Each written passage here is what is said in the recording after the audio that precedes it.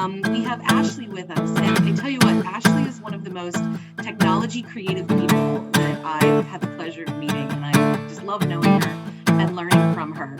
She's a part of our action team, and she's very clever with what she does. And she's put together not a little, but a really good presentation here. And she works a lot with photography. She was one of our spotlight leaders in the spring, talking about how to bring photography to food issues. And she's going to take over right now. So Ashley, take it away. Thanks, Nicole. I learned a lot from you too. It's such a pleasure to be here today. So again, my name is Ashley Shunk, and I'm a teacher and a teacher mentor here in Honduras. And I also coordinate 4-H and World Food Prize activities here. So we have to keep moving towards the goal of ending hunger, and that's going to take some creativity and global collaboration. Increasing advocacy and compassionate exchange opportunities for sustainable development in areas of business, education, and food security are some of my passions.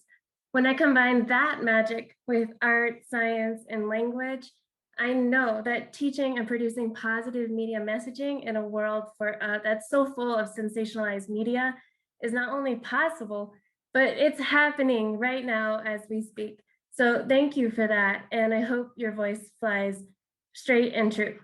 So meaningful messaging comes only from our hearts. Heart and art, they rhyme, so it must be true.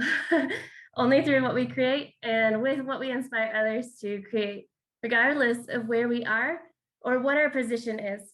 Developing creativity and setting transformational goals in the classroom, businesses, and our homes starts with individuals taking responsibility for the status quo each day.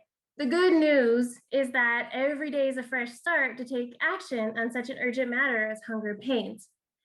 I don't know about you, but when I was listening to that poem from earlier, it actually kind of scared me. And the reason why is because it is such an urgent matter. So we can change the future, but we are going to have to work on it.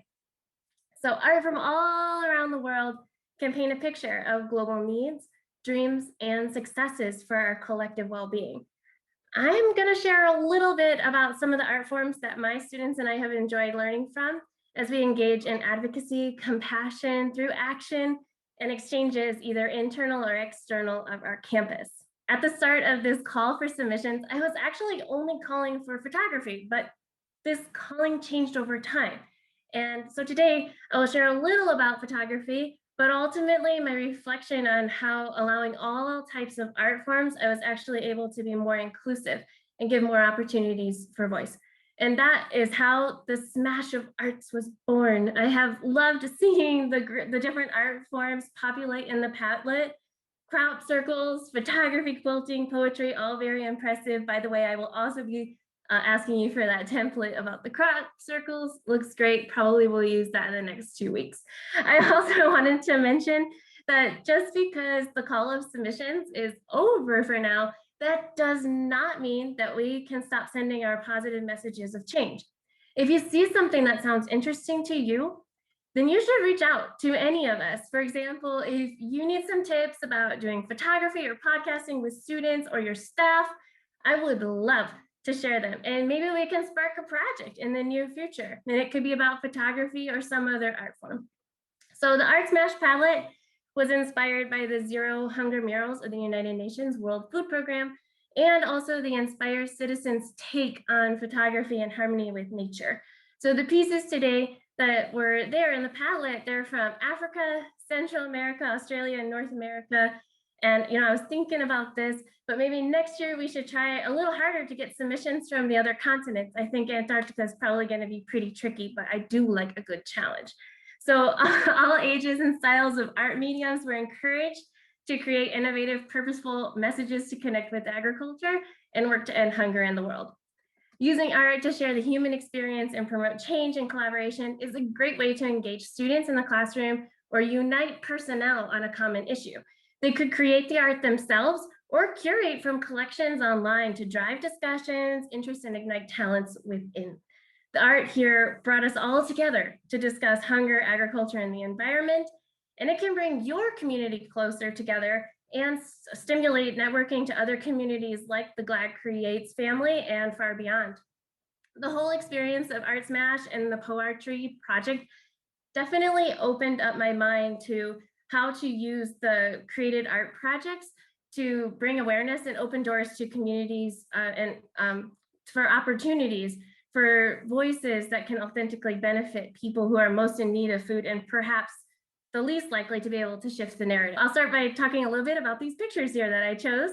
So I have some coconuts here, and one of my students submitted a picture and a description about the benefits of coconuts, and I had to ask him a little bit more about that because it felt a little vague for me. So I wanted to go and I wanted to hear a little bit more about his story. And so I went to him and I asked him, and I want to mention that this is an important part here. First, it required me seeking out this story. If I hadn't gone to seek it out, I never would have gotten the story behind these coconuts. And I'm so glad I did, because I discovered that these coconuts are on the grounds of where he lives. It's an all-boys school for at-risk youth here in Honduras, and they just have 60 boys there.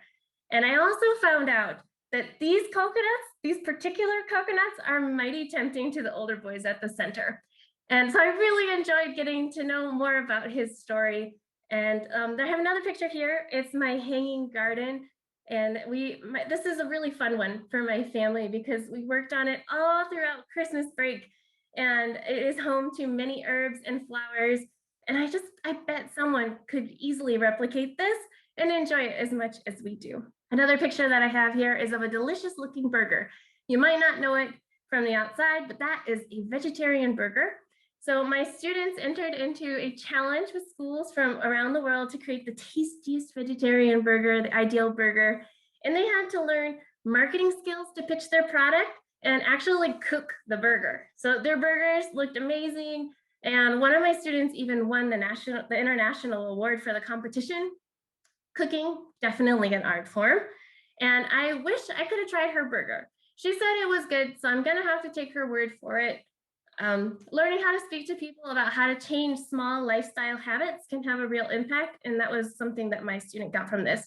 So for example, a part of her marketing was not to tell people you must become a vegetarian, but rather, hey, swap a vegetarian meal out for a meaty one once in a while. Healthy, delicious, eco-friendly, that's an ideal burger.